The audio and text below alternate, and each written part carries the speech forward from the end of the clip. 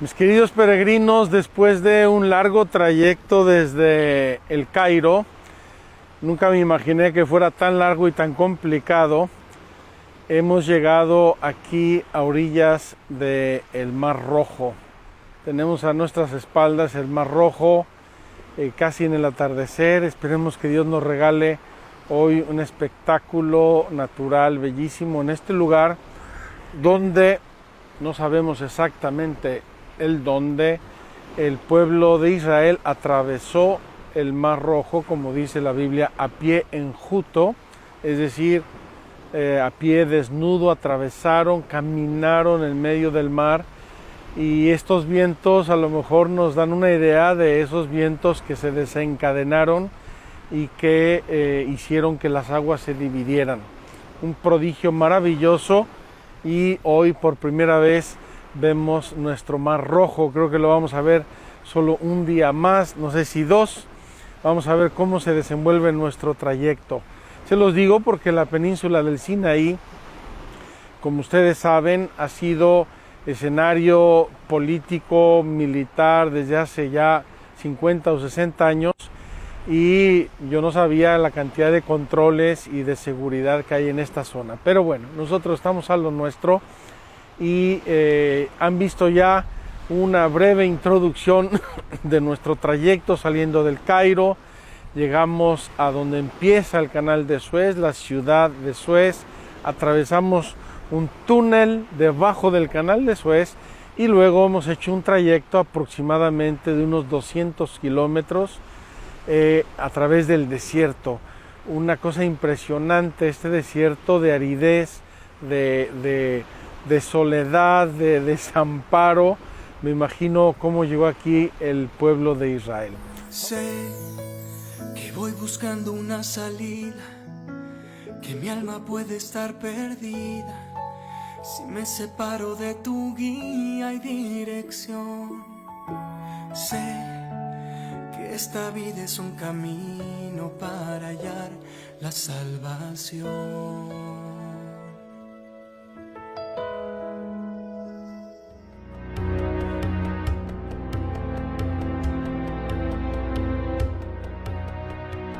Vamos a tomar hoy un breve pasaje de la Biblia porque el tiempo nos va apremiando.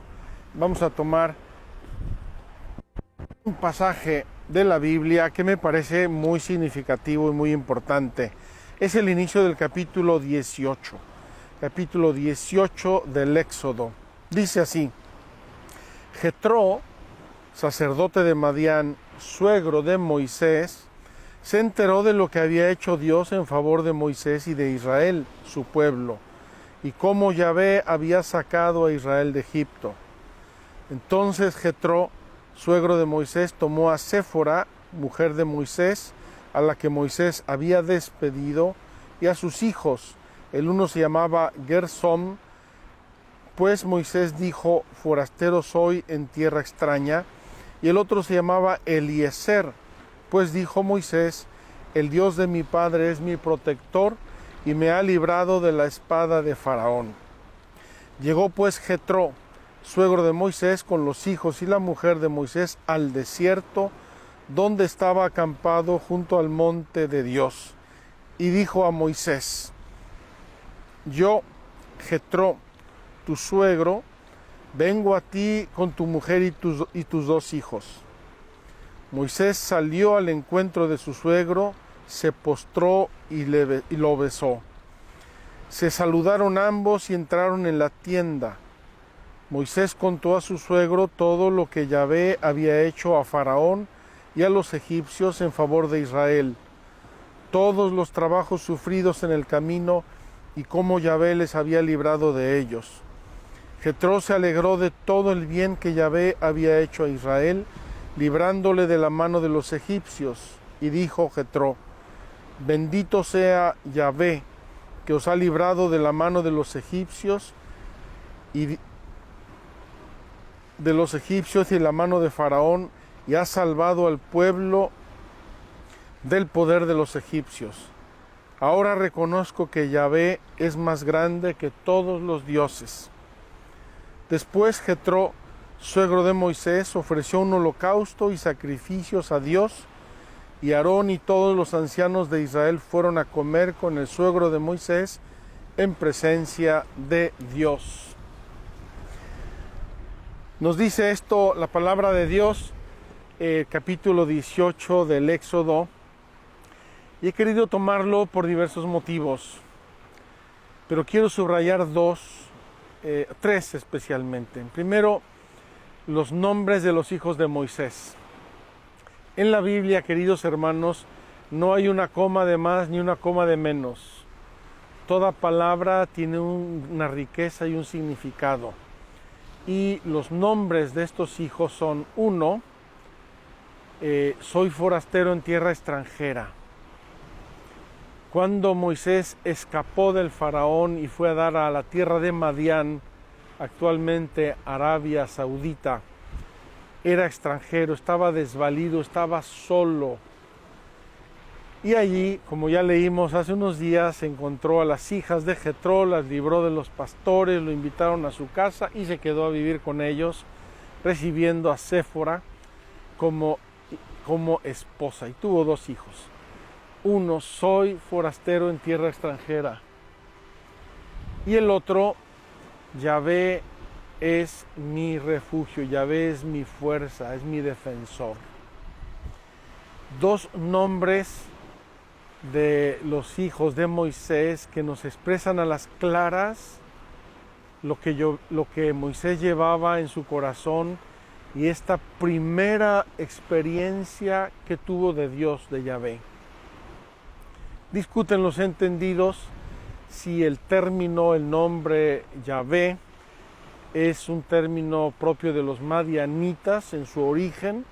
El hecho es que la Biblia lo recoge y nombra a Dios Yahvé. Yo soy el que soy, es el nombre que Dios mismo se da en la revelación. El segundo nombre, Eliezer. Yahvé es mi protector, Yahvé es mi Dios. Podemos pensar en este Moisés que, sintiéndose solo, extranjero, inmigrante, pobre, abandonado, se siente profundamente protegido por Dios. Y no es casual que después de todo lo que ya pasó Moisés, sacando al pueblo de Israel de Egipto y defendiéndolo del faraón, habiéndole hecho cruzar el Mar Rojo, etcétera, y las primeras peripecias con el agua, la comida, la sed, el hambre, después de todo eso, como que el encuentro con su suegro, su esposa y sus hijos es ocasión de un memorial. El concepto memorial en la Biblia es riquísimo. El concepto memorial es un recuerdo cargado de afecto, de gratitud, de adoración, de alabanza. Y es tan bello que lo hacen Jetro y Moisés en familia. E incluso, como leímos al final, organizan una gran comida y vienen Aarón y los ancianos y festejan estas hazañas, estos portentos que Dios nuestro Señor ha regalado al pueblo de Israel. Queridos hermanos, nos señala, además la Biblia es el tercer elemento, que hacen unos sacrificios, holocaustos y sacrificios. Es decir, tenemos en este pueblo naciente una de las primeras formas de culto y de liturgia. Culto y liturgia. Vamos a ir viendo, sobre todo con el libro del Levítico, que este culto y esta liturgia, a un cierto punto, Dios nuestro Señor mismo le va a revelar a Moisés cómo quiere que se realice, cómo quiere que se desempeñe el culto y la liturgia y el sacerdocio de Aarón, primer sumo sacerdote Aarón, y los levitas, y el templo, y la tienda del encuentro, y los candelabros, y el incienso, y cantidad de cosas, porque Yahvé Dios sabe que el ser humano tiende a Él, que el ser humano reconoce en él su grande beneficiario, su grande proveedor, y tenemos que expresarlo. El ser humano necesita la liturgia, la necesita como el comer, la necesita como el beber. Por eso aquí se reúnen, repasan los hechos, los reviven, hacen un memorial y pasan al culto de Dios, a sacrificios y alabanzas. Qué hermoso y qué importante para nosotros. Lo vamos a ver más adelante, ya cerquita, cuando empecemos a hablar de los mandamientos y empecemos con el primer mandamiento. Amarás a Dios sobre todas las cosas. Santificarás las fiestas. Santificarás las fiestas. Es decir, que la presencia de Dios en la vida del ser humano no sea una presencia pintada en la pared, que no significa nada y que no le da valor a nada. Que la presencia de Dios en la sociedad y en la persona humana signifique algo, tiempo, lugar, espacio, actitudes, gestos, sentimientos, afectos, libertad que implique a todo el ser humano, porque si no, tememos que esa supuesta fe muera, como decíamos ayer, muera, se vanifique y no tenga prácticamente ningún valor y ningún significado. Quiero detenerme aquí con esta reflexión muy simple, muy sencilla, pero me encanta pensar en este encuentro, me encanta pensar en la reverencia que Moisés, hombre de Dios, le muestra a su suegro. Se postra, lo besa, lo abraza, se reúnen en la tienda, se comunican. Yo me puedo imaginar a este Moisés refiriéndole a su suegro las hazañas de Dios. Y Dios hizo, y Dios nos ayudó, y Yahvé me inspiró, y yo fui con el faraón, le dije, pero no me hizo caso.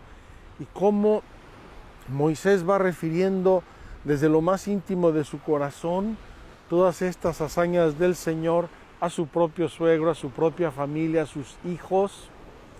Y aquí tenemos ya en germen esa transmisión de la fe, que no son relatos muertos, son experiencias personales y vivas en el caso de Moisés y de sus hijos, y ojalá que así sean también en nuestra vida.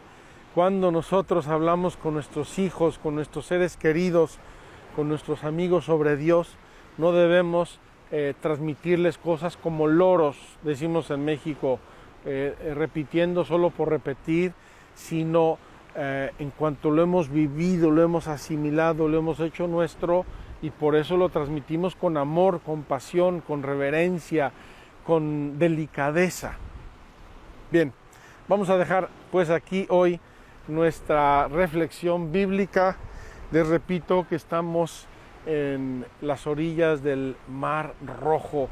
No veo la hora de terminar esta catequesis y al atardecer nos vamos a ir a echar un clavado en el Mar Rojo. Eso no lo vamos a grabar porque me apetece mucho nadar en este mar y pensar en todo lo que aquí ocurrió para el pueblo de Israel. Vamos así a pasar directamente a nuestra catequesis de hoy y vamos a hacer, como en los días pasados, un pequeño recuento. Vamos a retomar ese número importantísimo, 1700, que ya hemos repetido, y hoy vamos a llegar hasta el final, hasta el último artículo del día de hoy, que es el artículo sobre el pecado. Vamos a leer estas partes que hemos ido recorriendo. La dignidad de la persona humana. Estamos ahora y seguimos en el individuo, en la persona singular, en el ser humano, hombre o mujer, individual. Y dijimos, en primer lugar, que su dignidad está enraizada en el hecho de ser una criatura hecha por Dios a su imagen y semejanza, que se realiza en su vocación a la felicidad, a la bienaventuranza humana y divina, que corresponde al ser humano llegar libremente a esa realización la libertad, el concepto de libertad, y juntamente con el concepto de libertad, el de responsabilidad. Por sus actos deliberados, la persona humana se conforma o no se conforma al bien prometido por Dios y atestiguado por la conciencia moral. La deliberación de la conciencia, el actuar en conciencia, el concepto de conciencia. Los seres humanos se edifican a sí mismos y crecen desde el interior. Hablamos de la interioridad, cuidarla, cultivarla, defenderla. Lo más hermoso y precioso está en mi intimidad, el valor de mi intimidad, donde mi razón, mi voluntad, mi libertad y mi conciencia me hacen ser lo que soy, declaran el valor eterno que Dios me ha dado. Hacen de toda su vida sensible y espiritual un material de su crecimiento. Yo crezco en cuanto yo mismo me edifico, en cuanto yo mismo voy realizando a través de mis decisiones mi propia vida y la voy construyendo. Con la ayuda de la gracia crecen en la virtud, y hablamos de las virtudes cardinales o naturales y de las virtudes teologales, evitan el pecado y si lo han cometido recurren como el hijo pródigo a la misericordia de nuestro Padre del cielo.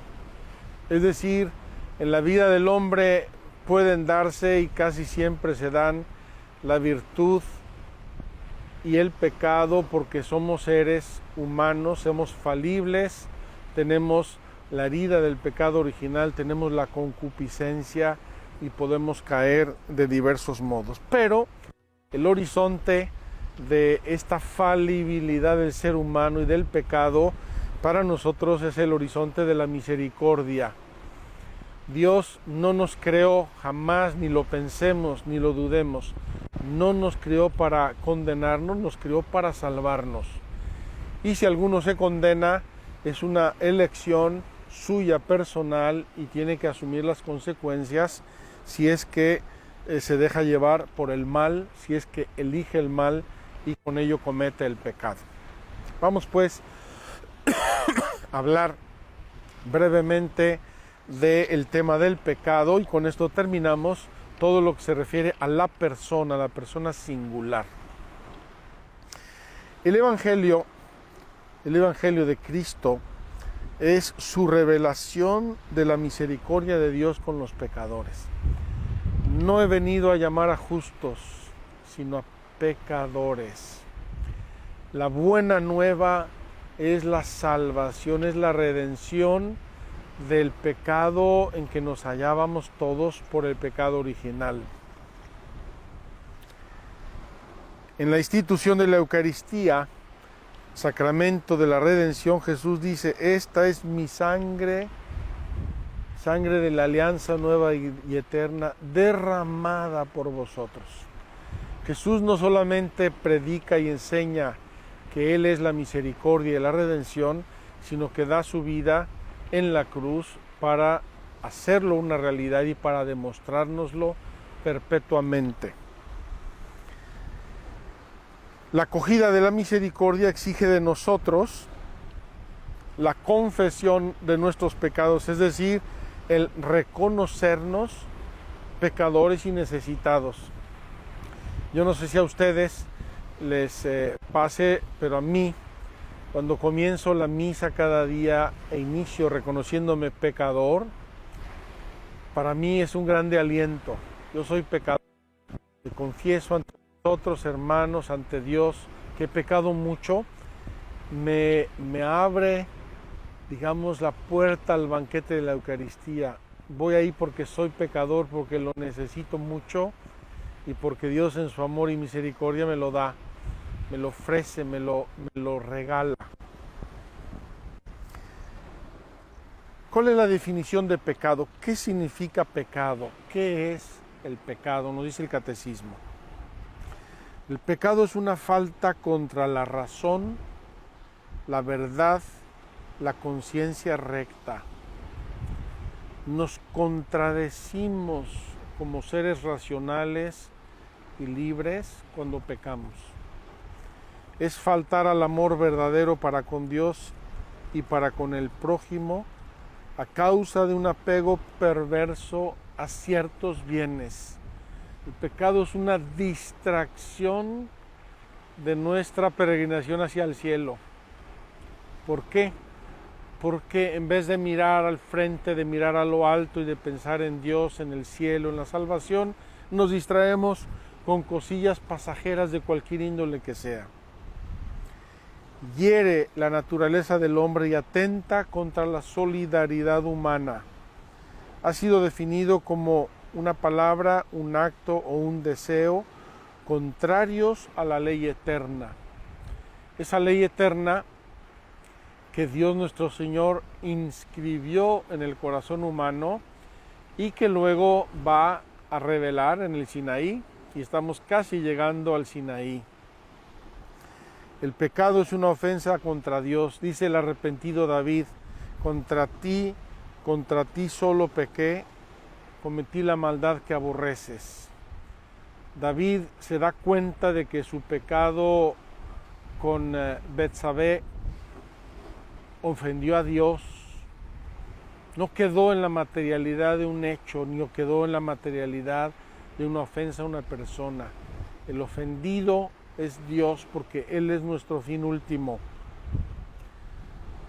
Como el primer pecado de Adán y Eva es una desobediencia, una rebelión contra Dios por el deseo de hacerse como dioses. En el fondo de todo pecado está Satanás diciendo: disfruta, es tuyo, ¿qué importa? No te preocupes de Dios, vive el momento presente, el mañana no existe. Tantas expresiones con que el demonio mentiroso y padre de la mentira quiere distraernos de la verdad. El pecado es así amor de sí hasta el desprecio de Dios. Amor de sí hasta el desprecio de Dios. Lo contrario es la virtud. Amor de Dios hasta el desprecio de sí. Esto nos lo enseña San Agustín. Por esta exaltación orgullosa de sí, el pecado es diametralmente opuesto a la obediencia de Jesús, que realiza la salvación. San Pablo nos lo va a decir: así como por la desobediencia de uno entró el pecado en el mundo, así por la obediencia de otro, Jesús, el nuevo Adán, entró la salvación. En definitiva, pecar es desobedecer a Dios, y ser virtuoso es mantenerse en la obediencia de Dios.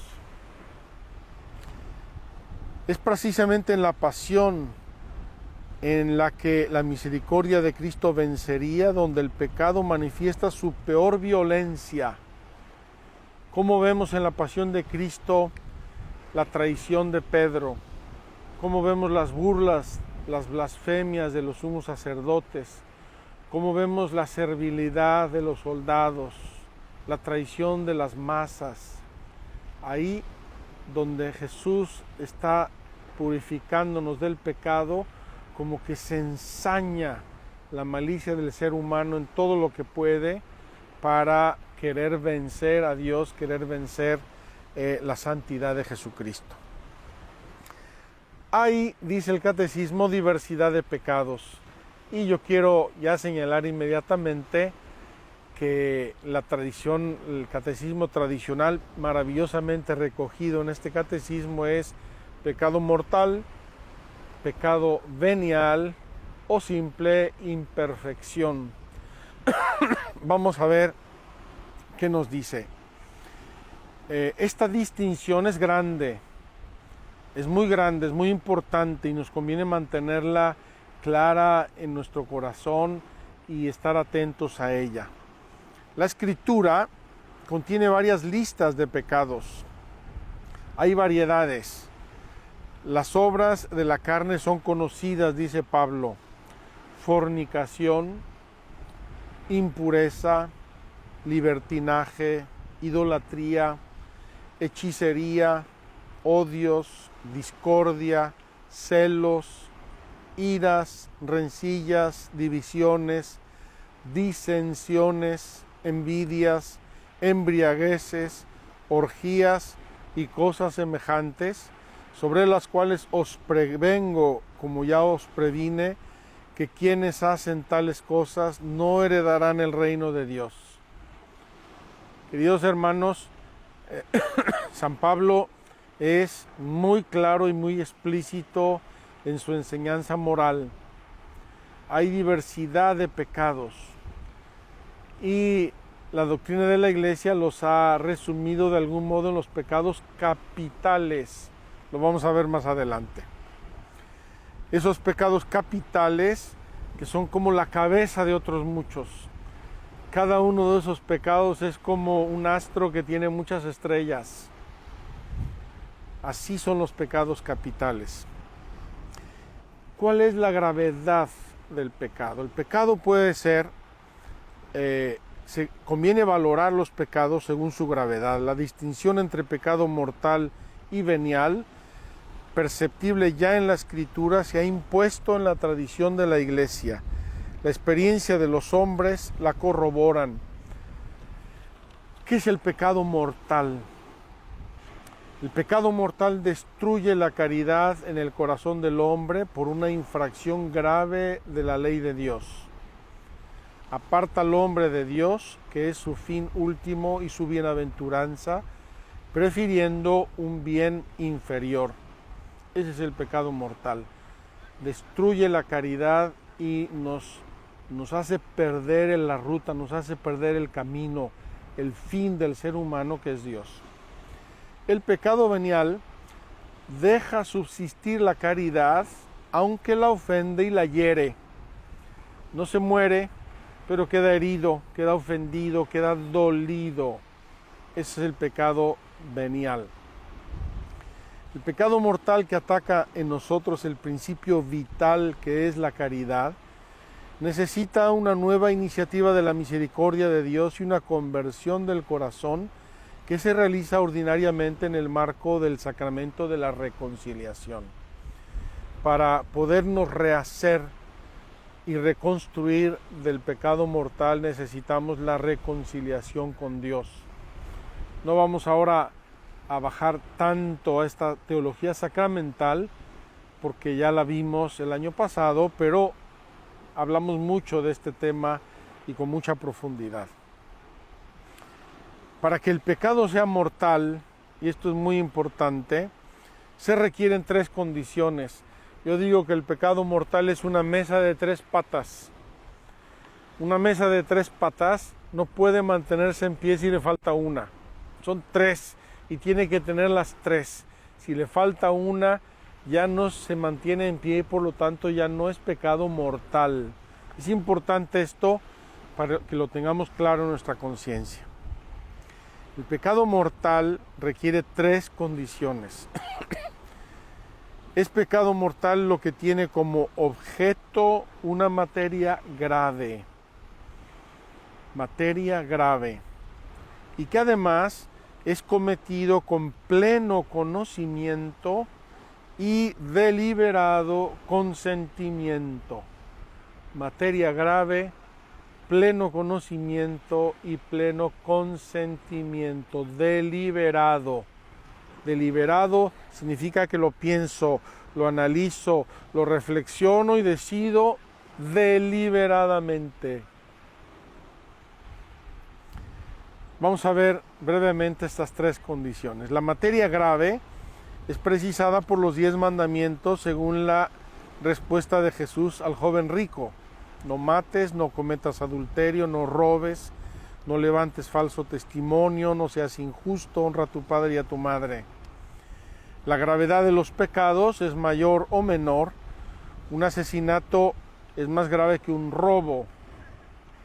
Un robo pequeño de un dulce en una tienda es diferente de robarle a tu familia una herencia, de robar un hurto grande. Hay niveles en la gravedad de la materia, obviamente. La cualidad de las personas lesionadas cuenta también. No es lo mismo una ofensa a una persona desconocida que una ofensa a los padres, a las personas constituidas en autoridad. La materia tiene que ser grave para que haya pecado mortal. Exige también plena conciencia y entero consentimiento, es decir, presupone el conocimiento del carácter pecaminoso del acto, de su oposición a la ley de Dios. Implica también un consentimiento suficientemente deliberado para hacer una elección personal. Cuando, por ejemplo, una persona hace algo grave contra su voluntad, no quería hacerlo, pero por debilidad caí y me duele, estoy arrepentido. Es debilidad. Es debilidad. Claro, esas debilidades a veces pueden ser muy, muy graves o pueden ser unos vicios tremendos. Plena conciencia y entero consentimiento. La ignorancia involuntaria puede disminuir y aún excusar la imputabilidad de una falta grave. No sabía yo que estaba haciendo algo grave. Sinceramente no lo sabía. Los impulsos de la sensibilidad, las pasiones, pueden igualmente reducir el carácter voluntario y libre de la falta, lo mismo que las presiones exteriores o los trastornos patológicos. Yo recuerdo hace muchos años, conocí un jovencito que tenía un trastorno psicológico grave en el campo sexual y cometía muchas faltas contra la sexualidad, y recuerdo la sensatez de su madre y su resignación ante el hecho, diciendo: prefiero tener un hijo enfermo que un hijo depravado. Una persona enferma está muy condicionada en su responsabilidad moral, en su deliberación, en su conocimiento. El pecado mortal es una posibilidad radical de la libertad humana, como lo es también el amor. Es una posibilidad. Dios nuestro Señor nos deja en la libertad de hacer lo que queramos. Entraña la pérdida de la caridad y la privación de la gracia santificante, es decir, perdemos el estado de gracia. Si no es rescatado por el arrepentimiento y el perdón de Dios, causa la exclusión del reino de Cristo y la muerte eterna en el infierno. Queridos hermanos, esto es y ha sido siempre doctrina de la Iglesia. Si uno muere en pecado grave, en pecado mortal, esa situación se fija, porque ya no tengo después de la muerte capacidad de arrepentirme y de pedirle perdón a Dios. Jamás permita Dios que muramos en pecado grave, en estado de pecado y habiendo perdido la gracia de Dios. Se comete un pecado venial, pasamos ahora al pecado venial, cuando no se observa en una materia leve la medida prescrita por la ley moral, o cuando se desobedece la ley moral en materia grave, pero sin pleno consentimiento y sin pleno conocimiento. Aquí obviamente la persona comete una falta, pero no lo hace con la malicia ni con la deliberación de quien lo hace gravemente. El pecado venial debilita la caridad, entraña un afecto desordenado a los bienes creados, impide el progreso del alma en el ejercicio de la virtud y la práctica del bien moral. Merece penas temporales, no la pena eterna. El pecado venial deliberado y que permanece sin arrepentimiento nos dispone poco a poco a llegar al pecado mortal. Los que empiezan a juguetear con el pecado y con la tentación se habitúan a él, se debilitan y finalmente pueden acabar en una situación grave de pecado.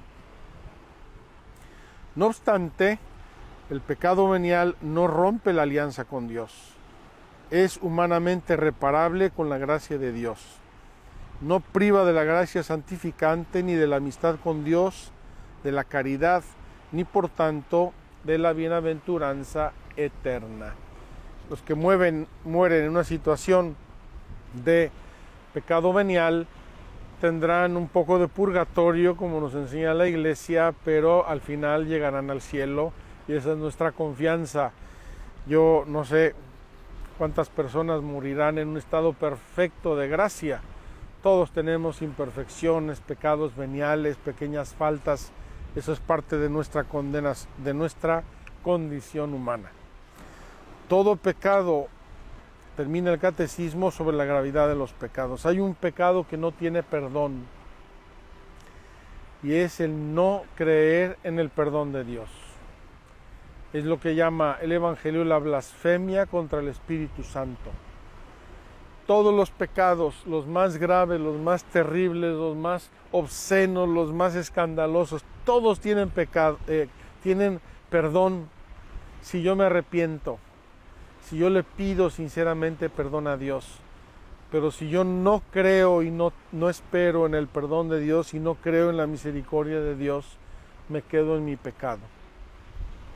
Vamos a terminar, porque este tema del pecado no es muy agradable de estar tratando, aunque es necesario. La proliferación del pecado. El pecado, como la virtud, se multiplican, se contagian. Y esto nos va a abrir un poco la puerta al siguiente tema, que es ya la comunidad humana. Es decir, el pecado prolifera porque los hombres nos influenciamos unos a otros, pecamos unos con otros o unos contra otros, y así la sociedad humana va afectándose poco a poco del pecado, hasta llegar a veces a estructuras horrorosas de pecado, como puede ser la pornografía, el tráfico de droga, la corrupción moral, la corrupción política, todas esas manifestaciones del pecado en la sociedad. El pecado crea una facilidad para el pecado, engendra el vicio por la repetición de actos. Ya hablamos de los hábitos. El hábito puede ser bueno, la virtud, o puede ser malo, el vicio. Cuando en los pueblos se introducen vicios, la sociedad empieza a adolecer situaciones de pecado. Qué triste, por ejemplo, que haya sociedades en las que se ha difundido enormemente el alcoholismo, una debilidad humana, un vicio, un mal hábito, una adicción que lastima profundamente a la sociedad humana y a la persona y a la sociedad. De ahí resultan inclinaciones desviadas que oscurecen la conciencia y corrompen la valoración concreta del bien y del mal. Así hay sociedades donde ya se han acostumbrado a situaciones y a actitudes pecaminosas. El pecado tiende a reproducirse y a reforzarse, pero no puede destruir el sentido moral hasta su raíz. La situación más terrible de pecado en una sociedad o en una persona humana no logra arrancarnos la naturaleza humana que nos ayudará siempre a tender al bien, y tampoco puede arrancarnos la misericordia y la gracia de Dios, que estará buscando al pecador. Hay más alegría en el cielo por un pecador que se arrepiente que por 99 justos, nos enseña Jesús. Los vicios pueden ser catalogados según las virtudes a que se oponen, y también pueden ser referidos a los pecados capitales que la experiencia cristiana ha distinguido siguiendo a San Juan Casiano y a San Gregorio Magno. Son llamados capitales porque generan otros pecados, otros vicios, y son la soberbia, la avaricia, la envidia, la ira, la lujuria, la gula y la pereza. soberbia, avaricia, envidia, ira, lujuria, gula y pereza. La tradición catequética recuerda también que existen pecados que claman al cielo, unos pecados muy graves porque ofenden mucho a la persona y a la sociedad y desde luego a Dios. Claman al cielo, dice la Sagrada Escritura, la sangre de Abel, la sangre fratricida, el pecado de los sodomitas, el clamor del pueblo oprimido en Egipto, el lamento del extranjero, de la viuda y el huérfano, y la injusticia para con el asalariado. El pecado es un acto personal, pero nosotros tenemos una responsabilidad en los pecados cometidos por otros cuando cooperamos con ellos. Y hay varios tipos de cooperación en el pecado. Es una forma de complicidad, participando directa y voluntariamente, ordenándolos, aconsejándolos, alabándolos o aprobándolos. Cuando yo veo una situación gravemente pecaminosa, yo la alabo, me estoy haciendo cómplice de ese pecado. No revelándolos o no impidiéndolos cuando se tiene obligación de hacerlo. Cuando se puede impedir un pecado, una situación, y tiene uno la obligación moral de hacerlo, y protegiendo a los que hacen el mal. Quien protege a los que hacen el mal grave, obviamente se hace cómplice de ese pecado grave. Así el pecado convierte a los hombres en cómplices unos de otros. Hace reinar entre ellos la concupiscencia, la violencia y la injusticia. Los pecados provocan situaciones sociales e instituciones contrarias a la bondad divina. Pienso yo aquí, por ejemplo, en el tráfico de drogas. Una institución, una verdadera institución con una complicidad tremenda que daña mucho a la sociedad y mucho a las personas y mucho a las familias. Las estructuras de pecado son expresión y efecto de los pecados personales. Inducen a sus víctimas a cometer a su vez el mal.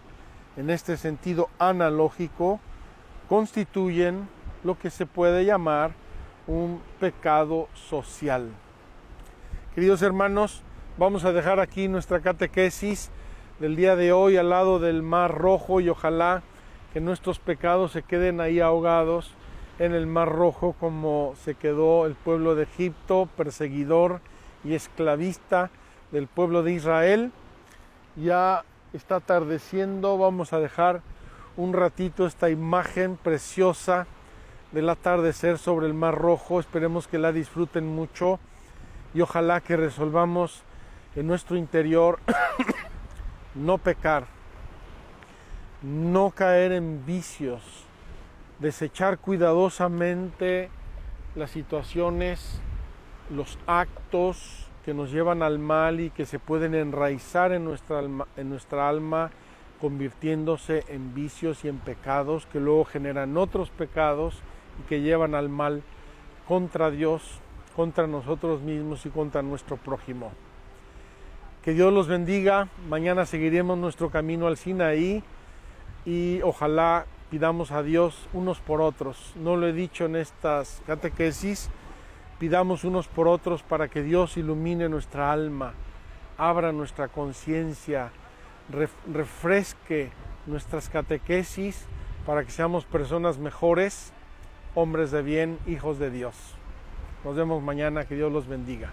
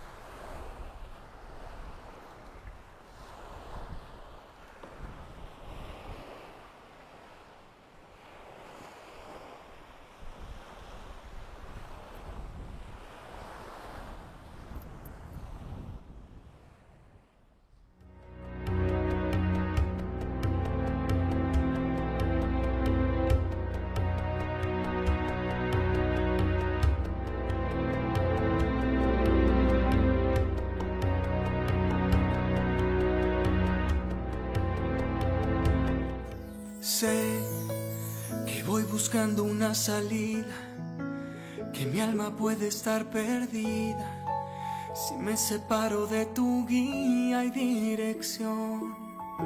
Sé que esta vida es un camino para hallar la salvación.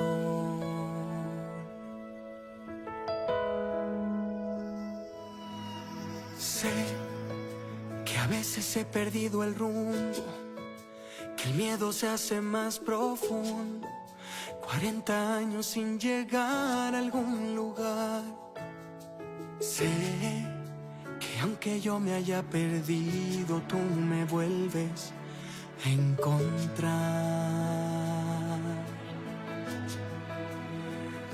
Libérame en mi viaje, en mi camino, abre el mar. Que mi pan por el desierto sea el maná, que es tu cuerpo. Y si te tengo nada más, me faltará. Libérame y que encuentre siempre en ti mi vocación. Mandamientos que nos dan la salvación, que rompen cadenas de este plan que tú escribiste, que conduce a tu presencia.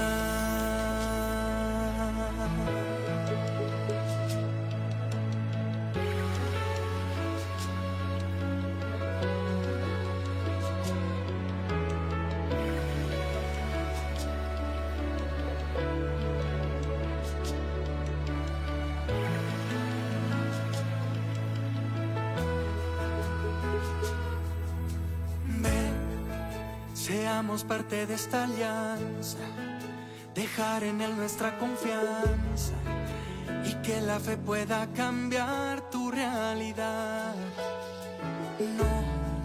No nos toca caminar atados, fui creado para amar.